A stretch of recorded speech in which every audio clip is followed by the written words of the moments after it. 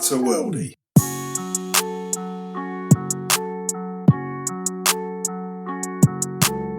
In this episode called Effective Communication for Coaches, I discuss with former professional footballer Dave Regis and now player-to-coach manager at the Premier League the importance of effective communication in coaching to optimise player performance. During his football career, Dave scored 53 goals in 237 appearances, representing several clubs such as Stoke City, Notts County and Birmingham City. Dave shares his experiences and insights as a former player, coach and coach mentor, highlighting a range of strategies coaches can implement to enhance their coaching effectiveness. These strategies include personalised communication, supportive behaviours and feedback techniques that contribute to creating a positive and supporting team culture. In addition, effective communication is discussed in depth using the coaching communication model, which has been shown to be effective in the sporting context, comprising of 5 key components: communication purpose, content, style, context and outcomes. We also discuss the importance of self-reflection, feedback, body language and supportive behaviours in optimising coaching and football performance. Overall, effective communication and supportive coaching behaviours can significantly enhance coaching effectiveness and lead to optimal football performance. Welcome, Dave. Thanks for joining us. Problems at all, Rich. You're welcome. So just thought today we're going to talk a little bit about effective communication with coaching and coaches. And I know in your role at the moment that you're, say, a mentor and, you know, you're heading a coaching regime and department, and it's something that you look at, isn't it? Yes, it is. So for the past 3.5 years, I've been working for the Premier League in the coaching team in coach development. Yeah, and then what I'd like you to do as well, Dave, is just relate that, because you're a former player as well. So just some of your experiences, perhaps, if we can touch on, draw on those experiences as a coach, but also as a player. So I know that effective coaching and communication, just looking at some of the background here, can improve performance. So, you know, supportive coaches, they can, you know, provide choices for players. And they can also encourage high levels of performance and motivate players. Would that be a fair statement? Yes, absolutely. I think, first of all, coaching has moved on generally, especially in the professional football arena and in the academies. I think, obviously, since the introduction of the EPPP, we've seen a hell of a lot more skilled players come through the system and into Premier League and EFL teams of the highest caliber, with all the technical and tactical abilities to play professional football. So it has improved vastly. And a lot of that is down to the coaching and the coaching techniques and the communication that's given to those young men and women when they embark on their football journeys. So, okay, so it's fair to say that it's moved on since you and I were playing then? Oh, absolutely. Saying that, you know, when you and I were playing, there were some very good coaches that were a little bit different from the kind of Sergeant Major, do as I say type of manager stroke coach, like David Pleat, like Terry Venables, and some others. But yeah, it has moved on, Rich. It has. There's a good quote. It says, a good coach can change a game. A great coach can change a life. And I think that's quite important, isn't it? Because your coaches sometimes can have quite a big impact on your life. You know, they can determine whether you're in the team or not, how your training goes, how your week goes. So they are influential characters, aren't they? Yeah, absolutely. You know, they have to. You know, they obviously have to understand their players first and foremost. You know, if you're looking to pick players on their on how they train every week, I probably wouldn't play that often. Because I was not a good trainer. Saving yourself, Dave. You were saving yourself. We were absolutely. Yeah, absolutely. That's what I would say, and I stand by it. Oh, fair enough. So let's go back on, say, when you and I were playing. So a lot of the coaches were perhaps a little bit more forceful with their behaviours or their coaching styles, a little bit more of an authoritarian, disciplinarian approach. But it's kind of moved on where a lot of the research and the evidence will say now that can impact on the motivation of a player and, impact on their development and have a negative impact on team culture. So I'm going to go through a few points here just saying on that. Would that be another fair statement to say as well, Dave? From my experience, yes, absolutely. I know a lot of players that probably had more ability than myself, for example, who fell out of the game. Either they couldn't deal with the regime or they weren't allowed to express themselves and be creative and make mistakes and would have got an absolute rollicking for it and would have left the game because it wasn't the environment for them. Okay, I think that's quite important. And a lot of the coaching styles now, would you say that they're tailored to that individual? Would you say that's an effective style of one of many? Well, it should be. If you're a progressive modern coach and you understand people, how to motivate people, how to give people the right instructions, etc., to get the best out of them individually and as a team, then yeah, you shouldn't be a coach in any sport. Yeah. Okay, so we're going to touch on some fundamentals here, and if you can just draw on your experience to just expand on some of these points. There's a coaching communication model, and it's got 5 key components. The first one being communication purpose.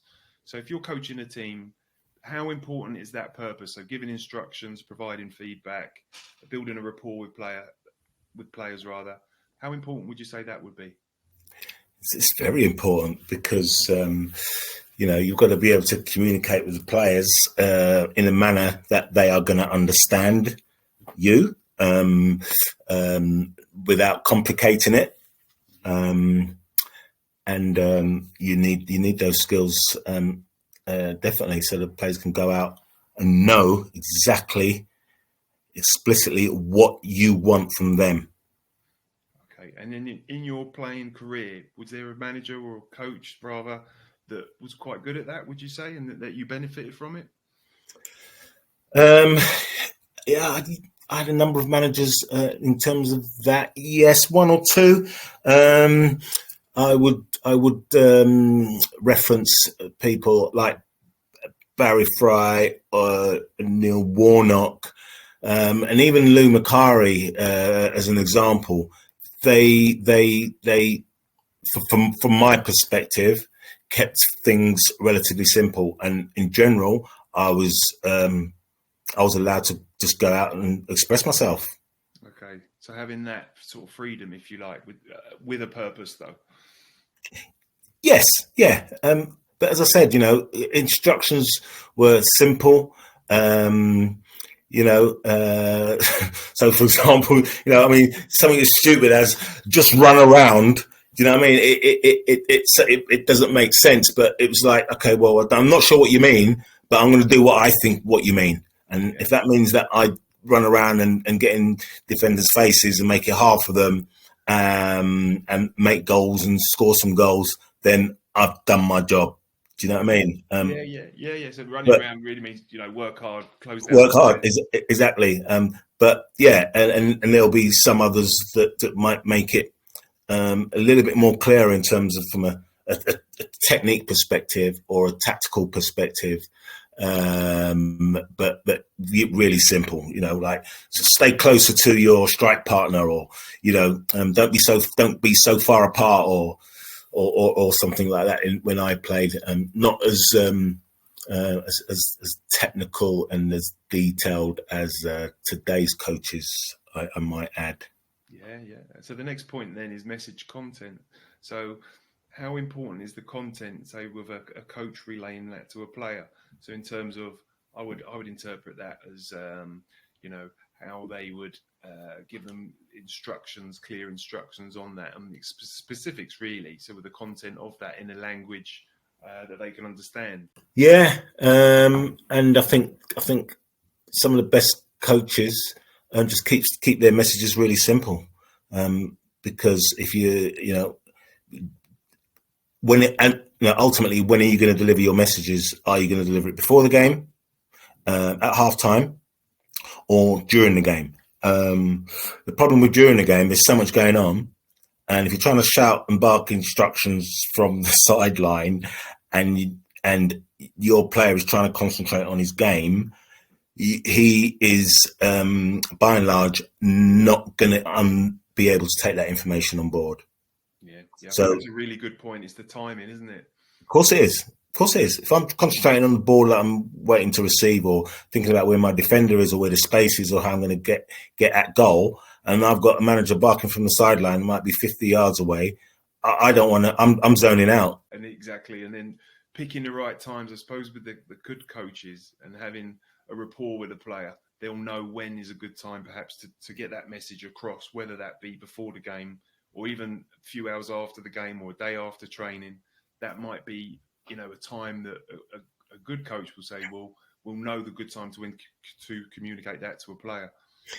Yeah, absolutely. So, whilst in game, look for opportunities when you can get your message to that player, i.e. if the ball's at the other end of the field, or there's a breaking play, or there's a, or there's a substitution being made. Can you get that message on to the player quickly, concisely, and keep it simple? Be really, really clear in terms of what you want him to do, and not just noise. Yeah.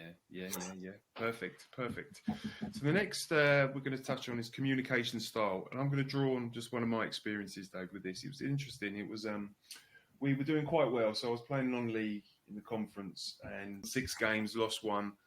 And our coach then moved. He went to another club. I think it was Division Up at the time, and we got a different style of coaching. The coach we had originally was very enthusiastic, very positive, made you feel very good. Conversely, the other coach who came in was a very qualified coach, good coach, very specific on things, but I would think in a way he had a negative impact. He may have changed too much. His communication style was different, and I think we lost the last 4 games. And the reason why I use that example is because how much a coach can influence a team. And I've never seen an example like it since, but having gone from a coach that was enthusiastic, made you feel good, understood you as an individual, gave you key points, to another coach who had some good points, but put them across differently, had quite a big impact. Have you ever seen something like that before?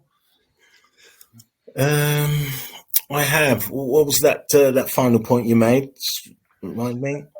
So the final point there was just really with that specific coach, the change there. He was less enthusiastic. He was a little bit more disciplinarian, a little bit more critical. That was my point. I think he was overly critical with the team that were doing quite well. Yeah, it sticks out in my mind. I don't know why, but I think I've never seen an impact like that with a coach that had an effect on a number of players at one specific time.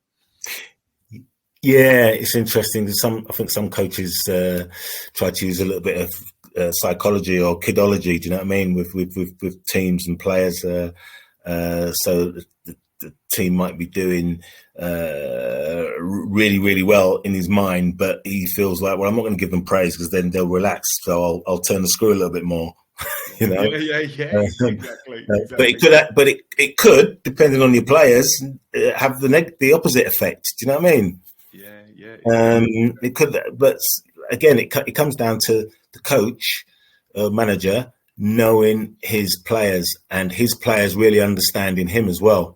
And like Barry Fry, for example, you knew whatever Barry Fry says to you, it wasn't meant in a malicious way. Do you know what I mean? Yeah. And it might not be the right thing to say for some players, but you could it would be forgotten after the game, for example, and you could have a drink together after the game, and it wouldn't be bared as a grudge or anything, because you knew what he was like, and once the game's over, it's done. Whereas I think there are some managers who if you have a argument with them or you have a go back at them, like they'll hold it against you forever. Yeah. So I suppose that's moving on to the next point, is the communication context. So it seems like with Barry Fry and yourself and his players, this isn't personal. This is what I'm telling you. This is what we need to do. Would that be fair? Yes. Yeah, absolutely. Yeah. So with the communication context then amongst this communication model, so we touched on it briefly earlier. So in context of, say, getting that message across at the right time, the content of that in terms of time specifics, whether that be before the game, after the game, and so on. Could you talk about that a little bit more in terms of context? Yeah, so I think it comes down to the touchline behaviour of managers. You know what their body language says, opposed to what they may say verbally. Definitely, in terms of getting that information across, it's all about understanding the right time to give those messages and make it really, really clear. I think the touchline behaviour of coaches has improved immensely. And if they're shouting and screaming during the game, which I see a lot in professional football and grassroots football, then they can't be concentrating on what individual players are doing and what individual units are doing, because they're trying to shout instructions to whoever's got the ball. Do you know what I mean? Yeah. And then you And mentioned their body language, Dave. Can you talk about that a little bit more? Body language. So positive body language, positive effects. yeah, absolutely. Negative body language can affect people if they look over to the bench and they see a manager waving his arms around, stropping around, head down. I don't know. You've seen it all, haven't we? Looking at the crowd, going, "What the hell's going on here?" Rather than just like really concentrating on the game, getting his information across to the players when it's right.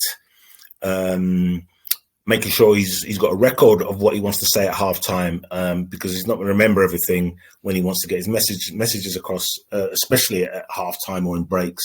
And he's going to be, like I said, keep the information simple. You don't want to use all of your time at half time just rattling on about a million and one things. Make your point, make it quickly, make it as,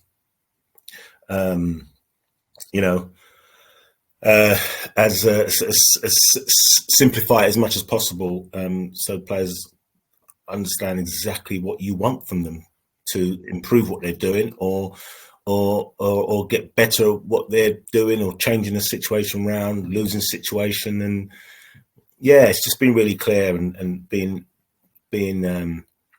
having a clear mind on the touchline. But body language is important, because you want more of a positive body language than a negative one, even when you're losing, because as Brian Clough will say, it only takes a second to score a goal, and you got to keep the players' motivations up and keep them believing, keep them doing the right thing, keep them doing the things that they are good at doing and not the ones that they're bad at doing, to try and turn games around. And ultimately, a lot of it comes down to confidence, players' confidence. Yeah. Confidence of remaining calm as well. I think otherwise it translates onto the pitch a little bit. Yeah, absolutely. If you're frantic and not calm, then the ball's like a bouncing ball, rather than a ball that you can caress. And then in terms of context, so you mentioned games there.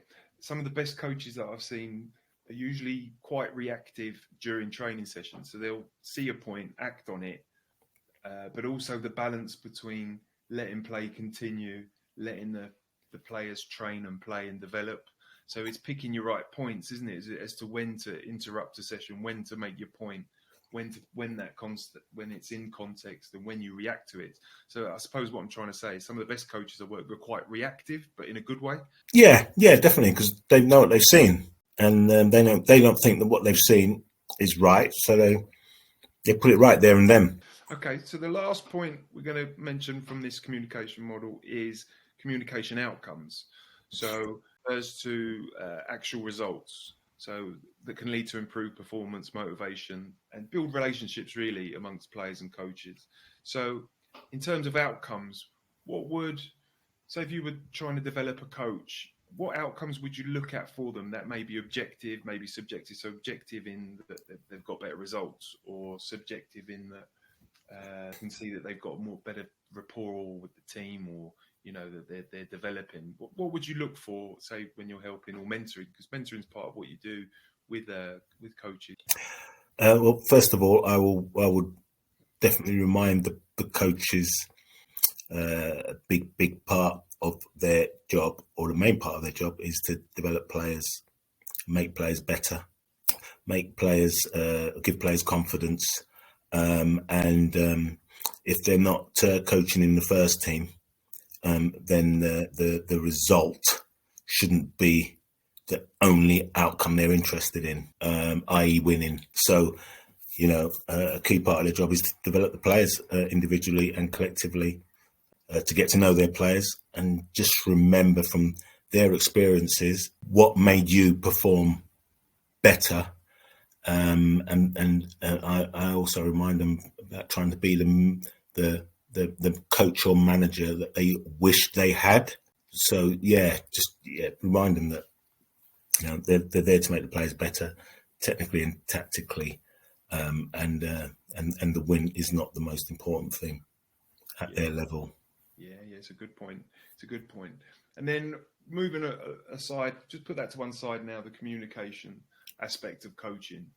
Would you say, when you've been coaching now, moving forward, have you tried to, from your experiences working with other coaches, have you consciously tried to draw upon their strengths and make that part of your coaching?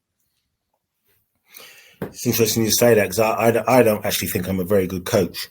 Fair enough. No, and it's never really been a passion to be a professional coach. I never wanted to manage. In truth, I fell into coaching really young. Actually, I did my first coaching qualification at the age of 18. I think it was the old FA prelim, and I used it back then to kind of make money. And earn money coaching like summer camps and coaching in youth clubs and bits and pieces like that. After my career, I never thought I wanted to be a manager or a coach, until I got invited to coach at Notts County's Academy, or School of Excellence as it was at the time, because my experience of coaching was babysitting and summer camps. Yeah. It wasn't like real technical stuff. It was having fun. So when I got into coaching at Notts County, working with elite players, it was totally different, and I loved it. But I prefer to work with young people in a coaching context. But my coaching journey stopped quite after about 5 years or so, part-time. So I actually don't think I am a very good coach. I think I know what good coaching looks like. And I draw a lot of my experiences and the work I do with my coaches on what happens in other sports, and how they can utilize what happens in other sports to bring into football. So the coaches I work with, a big part of my role is mentoring them and giving them feedback on how I think they could do better. And to be honest with you, most of them will end up far better coaches than I ever was, in truth.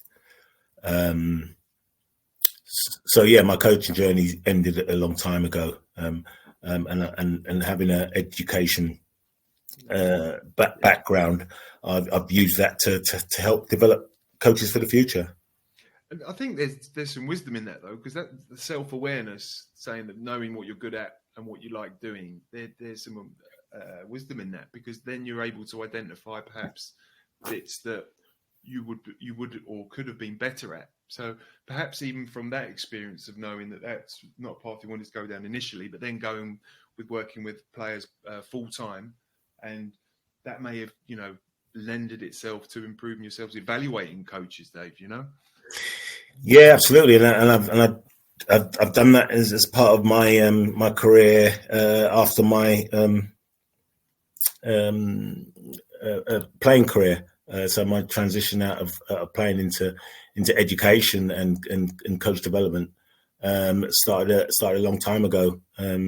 evaluating coaches and young people doing like awards in youth work or academies. So yeah, it's played a big part in my development and the current role that I do.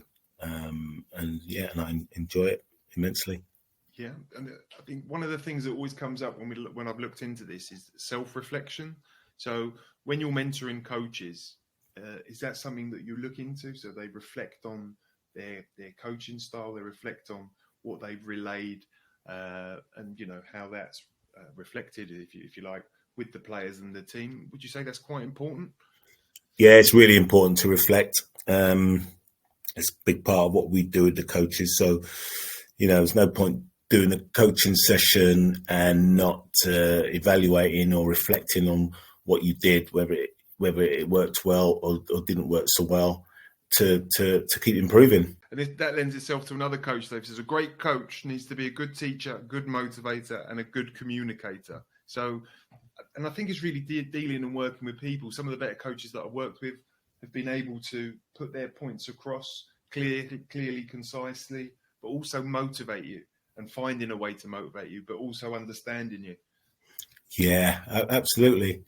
Absolutely. What motivates the team? What motivates each individual? You got a squad of players. They're all slightly different. They won't all be motivated by the same things. They won't all be motivated by money. They won't all be motivated by a screaming a rant. Some of them are going to need an arm around the shoulder. And if you don't know that about your players, as I said at the outset, maybe you shouldn't be coaching. Yeah. Okay. Just one last thing I just want you to discuss is just the importance of personalised communication. So if you were coaching or mentoring a coach, how would you design your communication? So how would you put that across to a particular coach? What would your thoughts be? My thoughts would be, first of all, how does he want to be communicated with, or she? Mm-hmm. So what method of communication do they think works best for them? And then try and work with that. So, and then think about what method, from my point of view, works. Is it better that they get their hands dirty or get the ball out, or do I just tell them, mm-hmm. or do I get them to write about it a little bit and think about what it is they want? So using those methods of communication and the different ways that people learn, and knowing which one they are primarily or which one they prefer is got to be a good starting point. Yeah. So personalised and identifying how they will communicate and how they respond to feedback and points, I suppose, isn't it? Yeah, definitely. But also, coaches. I think coaches should get to know their players. Yeah, get to know them personally. And doesn't mean you can't be hard and firm with them. But yeah, get to know them. Get to know a little bit more about them. Players will, I think, definitely respond to a manager or a coach who really genuinely wants to get to know them. Yeah, I think that's a good point to sort of tie this up. Really, it's about knowing your players, how to communicate with that individual player, whether one needs a disciplined approach, if, albeit that's less so nowadays, or the arm around the shoulder, or some people need more information, some people need less information, and it's working out, isn't it? Those coaches that you and I have mentioned are the ones that know how to communicate with you, to motivate you, and the ones that, are able, I suppose, to understand you, really, isn't it? Yeah, definitely, Rich. And I think modern coaches are a bit more understanding and will give players a voice, because modern players aren't stupid generally. They if you give them the chance to speak about the game or to reflect on their own performances, you'll be amazed about what they do know. But if you don't give them the opportunity, then you're never going to know. No. Okay, so I'm just going to summarise. Today we, talked about the importance of communication and coaching. Communication purpose, the content of the message, the style of the communication, the context of it, and also evaluating outcomes, but also on self-reflection, the importance of personalised communication and tailoring the coaching and the coaching content to the individual. But you've been brilliant, mate. Really insightful, and thank you for taking the time to do this. No, you're welcome. And no problem at all, Rich. I enjoyed it.